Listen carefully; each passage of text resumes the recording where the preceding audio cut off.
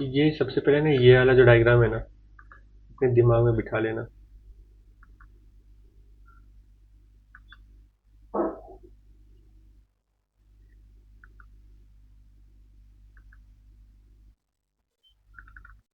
Kind of head and shoulder भी बोल सकते हैं इसको, बट उसके पीछे का मैं लॉजिक बताता हूँ।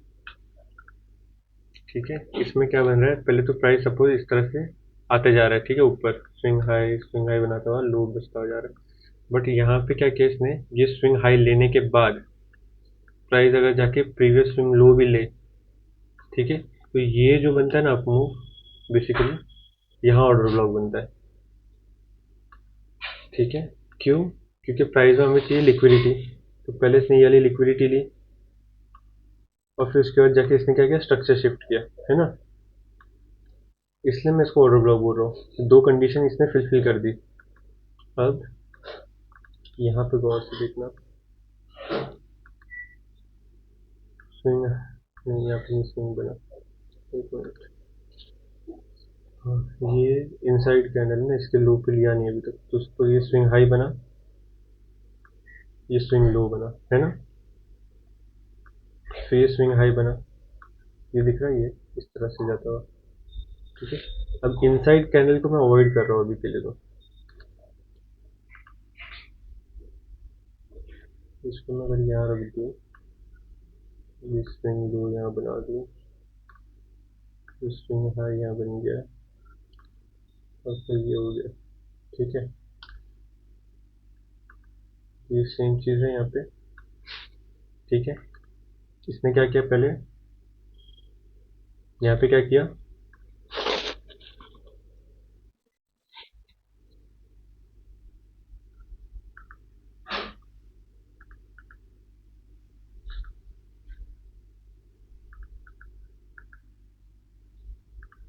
ये क्या है मेरा, ये क्या है मेरा,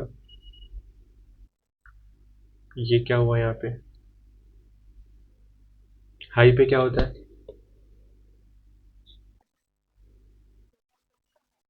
स्विंग के हाई पे क्या होता है,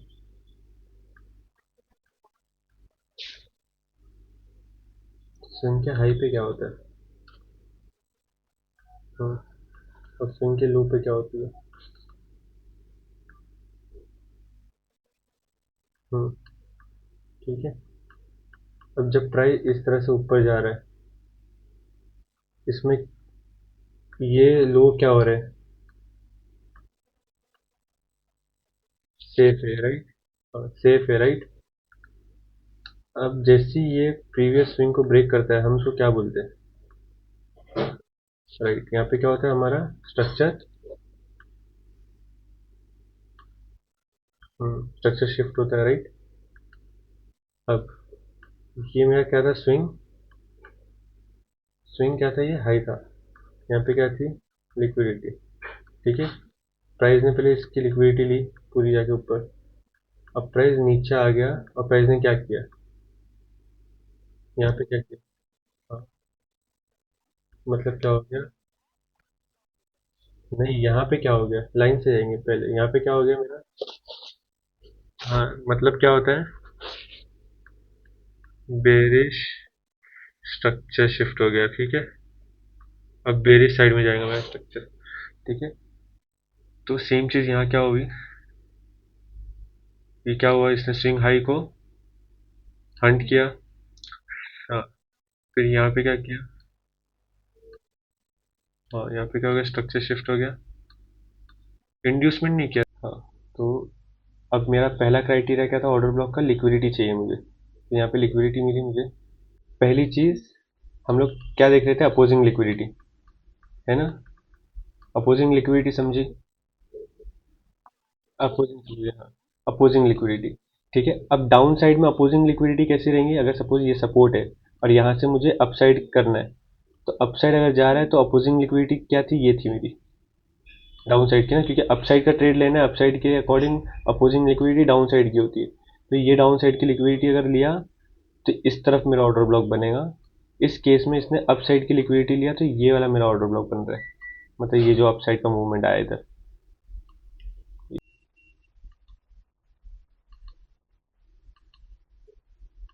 ठीक है। अब मुझे बताना, ये मेरा रेजिस्टेंस है, ठीक है। रेजिस्टेंस से यहाँ से मुझे रिवर्सल पकड़ना है, मतलब रिवर्सल मतलब डाउन साइड का ट्रेड पकड़ना है। तो डाउन साइड की ट्रेड के लिए अपोजिंग लिक्विडिटी कहाँ पे रहेंगी, अप साइड पे रहेंगी। तो ये मेरी अप साइड की लिक्विडिटी होगी। लेफ्ट में देखना, हमेशा लेफ्ट में देखना, क्योंकि राइट हैंड साइड पे चार्ट बना ही नहीं होता है, इसलिए हमेशा लेफ्ट में देखना हमारे। लेफ्ट हैंड साइड पे अपोजिंग लिक्विडिटी ये है ना। अब ये सपोज मेरा सपोर्ट है, प्राइस गिरता हुआ नीचे आ रहा है और मुझे यहाँ से बाय करना है अप साइड के लिए। तो जब मुझे यहाँ से अप साइड का पकड़ना है तो इसका अपोजिंग क्या है, डाउन है। तो इसकी लिक्विडिटी अपोजिंग कहाँ रहेंगी, यहाँ रहेंगी, है ना। हाँ, ये डिफरेंस तो समझ गया ना अपोजिंग लिक्विडिटी का। तो हमारा पहला क्राइटेरिया क्या था, अपोजिंग लिक्विडिटी हंट हो गई, ये फर्स्ट चीज़ हो गई। हाँ, दूसरी चीज़ हमें चाहिए कि स्ट्रक्चर शिफ्ट चाहिए। नहीं, अभी स्ट्रक्चर शिफ्ट को भूल नहीं जाना, स्ट्रक्चर शिफ्ट चाहिए। स्ट्रक्चर शिफ्ट कब होता है, जब प्रीवियस स्विंग ब्रेक होता है, प्रीवियस स्विंग ब्रेक होता है, ठीक है। इस केस में स्विंग लो ब्रेक हो रहा है, इस केस में स्विंग हाई ब्रेक हो रहा है, ठीक है। जिस तरह से हम लोग ऐसा जाते हैं ना, अप साइड, और सडनली प्रीवियस स्विंग ब्रेक हो गया और फिर प्राइस इस तरह से घूम के नीचे आ गया, तो इसको बोलते हैं स्ट्रक्चर शिफ्ट। तो ये मेरा स्विंग हाई था, ये मेरा स्विंग लो था, फिर ये स्विंग हाई था। अब इंस्टेड ऑफ प्राइस को इस तरह से करके ऐसा जाना चाहिए था ना, बट ऐसा नहीं करके इसने क्या किया, जाके प्रीवियस जो स्विंग लो था ये ब्रेक किया, है ना। अब कंफ्यूजन इसलिए होता है कैंडल्स में, ये सारी जो चीज़ें बन रही है ना, ये पूरी इनसाइड कैंडल है ना, तो इसको हम लोग को इग्नोर कर देने का, हमें इसको देखना ही नहीं है। तो अगर मैंने इसको हटा दिया तो अभी यहाँ पे क्या दिख रहा है मुझे, कि स्विंग हाई, लो, और सीधा स्विंग हाई ना। तो ये मैं स्विंग लो यहाँ पे शिफ्ट हुआ, राइट। तो इसको हटा देते हैं। फिर यहाँ पे दूसरी चीज़ क्या थी हमारी, स्ट्रक्चर शिफ्ट हो गया, है ना। ये हमारा फर्स्ट था, ये सेकंड था। अभी change in state of delivery को भूल जाना, उसको सोचना भी नहीं, ठीक है। उसको एक बार ये दो चीज़ें हो जाएंगी ना, एक बार इसको मास्टर कर लेना, इसको प्रैक्टिस करना, इसको समझने लगना। जब ये समझने लग जाएगा ना, हम वो तीसरी चीज़ का यूज़ बताऊंगा, क्योंकि तीसरी चीज़ का भी इसमें यूज़ इतना है नहीं, जितना मैं इतना एम्फेसाइज कर रहा हूँ तो उतना इम्पोर्टेंस अभी है नहीं। जब वो ट्रेड प्लान करेंगे ना ऑर्डर ब्लॉक पे, जब मैं तुम्हें बोलूँगा ना ऑर्डर ब्लॉक पे trade low instead of fair value gap, तब मैं change in state of delivery की इंपॉर्टेंस बताऊंगा, ठीक है। क्योंकि वो थोड़ा सा तकलीफ देगा। ओके, ये हो गया। अब यहाँ पे क्या दिख रहा है,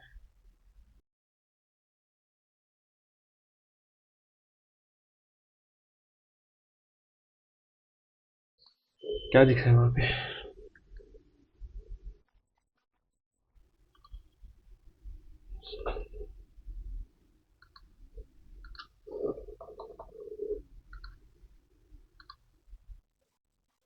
मार्केट स्ट्रक्चर शिफ्ट,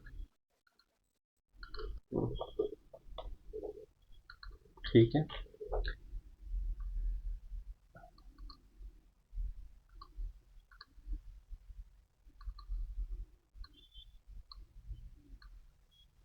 अभी के लिए मैं यहाँ रख रहा हूँ स्टॉप लॉस। बाद में जब हम लोग एडवांस कंसेप्ट सीखेंगे ना, first line of difference, second line of difference, तो मैं बताऊंगा कि ये क्या होता है, स्टॉप लॉस को कैसे यूज़ करना है। लिक्विडिटी अभी एक ही रखते हैं, नीचे की लिक्विडिटी नहीं रखते, ठीक है, फॉर द ईज। नहीं तो फिर एटलीस्ट शुरू में इतना भी अगर पकड़ लिया ट्रेड, ठीक है। 1:17 है, उसको छोड़ देना। पॉइंट्स कितने कैप्चर किए, 80 पॉइंट, 79 पॉइंट्स, ठीक है। इसको 80 पकड़ते फॉर दीज 80 पॉइंट्स स्पॉट पे, ये स्पॉट का चार्ट है, ठीक है। बेसिक मोटा मोटा अगर मैं पकड़ूँ 50% का भी अगर पकड़ूँ मैं, हमारे ऑप्शंस के अंदर 40 पॉइंट्स जो होते हैं ना, हमें इसको पकड़िए 40 पॉइंट्स, और you can say rupees in option होता है, ठीक है। निफ्टी का लॉट कितना है, 75 का, ठीक है। तो 75 इंटू 40 इक्वल्स टू कितना होता है, ठीक है, 2960 रुपीज़ पर लॉट। ये मेरा प्रॉफिट होता इस एक ट्रेड से, स्टॉप लॉस कितना होता? 5 रुपये का। अगर स्टॉप लॉस में ये स्विंग हाई पे भी पकड़ूँ, कितना है? 16 रुपये का।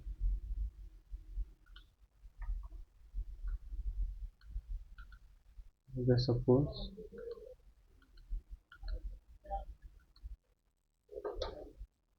उठा लेना उठाने को।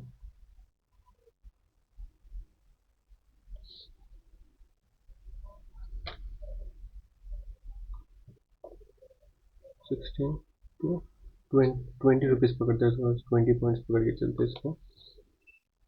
ऑप्शन में हो जाएगा एक 10 रुपये। लॉस कितना हो रहा है हमारा?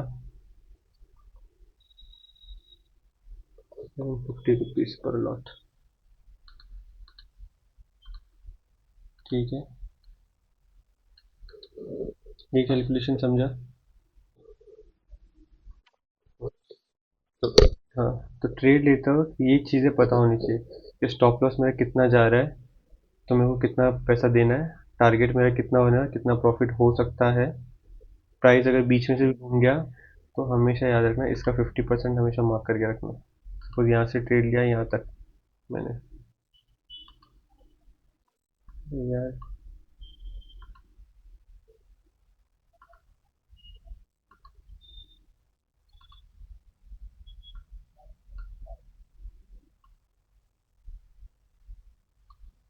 ये कितने, इसका पॉइंट्स कहाँ, 40 पॉइंट्स कहाँ थे? एक बार प्राइस यहाँ पे टैप हो गया ना, तो हमारा स्टॉप लॉस ऑन कॉस्ट आ जाना चाहिए। क्योंकि अगर सपोज यहाँ से घूम गया प्राइस, तो हम लोग इतना दूर तक नहीं बैठेंगे, हम लोग फिर यहाँ आने पे काट देंगे इसको। ठीक है, ऑर्डर ब्लॉक समझा अभी कि नहीं समझा?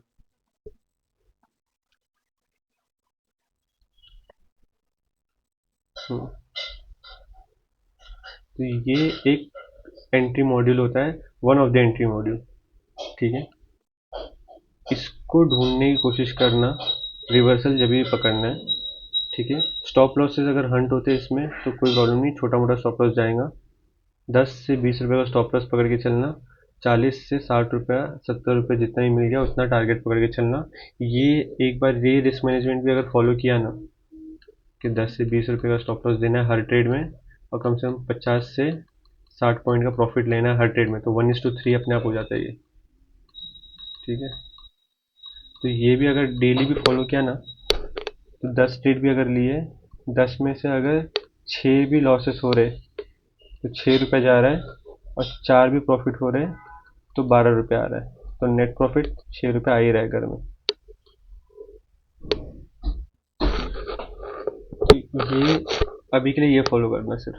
ठीक है, जहाँ पे भी ट्रेड पकड़ने का है, जहाँ पे भी मैंने बोला कि रिवर्सल है यहाँ से लिक्विडिटी एंड के बाद, अगर सपोज आज जो हुआ, अगर आज ये लिक्विडिटी हंट होने के बाद,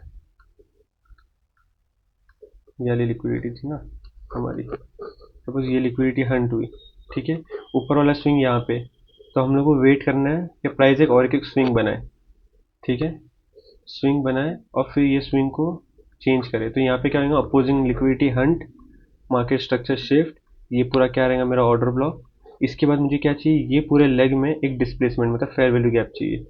अब फेयर वैल्यू गैप हमेशा देखना, अगर सपोज 2 या 3 फेयर वैल्यू गैप बन रहे उसमें, तो भी कंफ्यूजन होता है, जैसे कल हुआ था।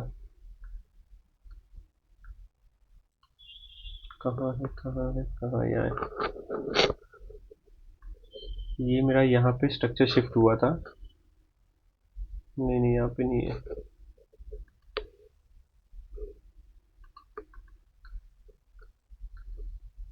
यहीं पर ये वाला है, देखो, ये प्राइस में ये स्विंग हाई था, ये स्विंग लो पूरा बना है ना। प्राइस ने स्ट्रक्चर शिफ्ट कहाँ किया, यहाँ किया।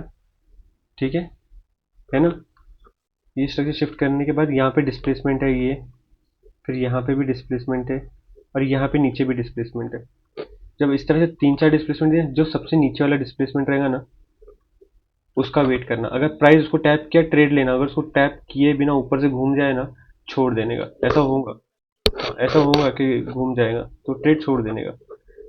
तो मैंने जो सेटअप बताया अभी वो याद रखना, रिवर्सल पे स्ट्रक्चर शिफ्ट, ठीक है, अपोजिंग लिक्विडिटी यहाँ पे लिया, ये पूरा मेरा ऑर्डर ब्लॉक है। ठीक है, इस ऑर्डर ब्लॉक का अगर बहुत ही बड़ा ऐसा ऑर्डर ब्लॉक बने ना, तो उसको फिर मेजर कर लेना चाहिए।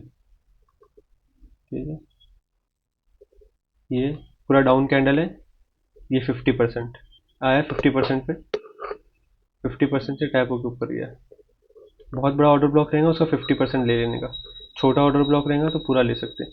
तो यहाँ ट्रेड प्लान करके यहाँ पे मैं स्टॉप लॉस अगर रखूँगा, अभी डिफरेंस बताता हूँ। जैसे कि ये मेरा स्टॉप लॉस है, कितने पॉइंट का है, 20 पॉइंट का आ गया। लेकिन अगर मैं ये नहीं लेके मैं यहीं पर ही ट्रेड प्लान कर लेता था, इस ऑर्डर ब्लॉक को टैप करते ही स्टॉप लॉस कितना हो जाता, डबल हो जाता था मेरा। तो मेरा रिस्क मैनेजमेंट नहीं होता था ना।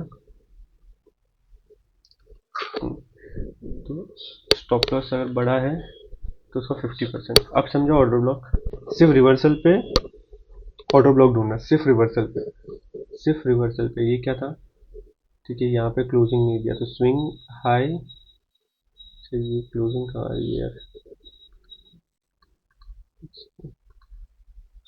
हाई क्या है 1150, क्लोजिंग क्या है 1155। देखो ये स्विंग हाई है, ठीक है, स्विंग लो है क्योंकि इसने क्लोजिंग ऊपर दिया।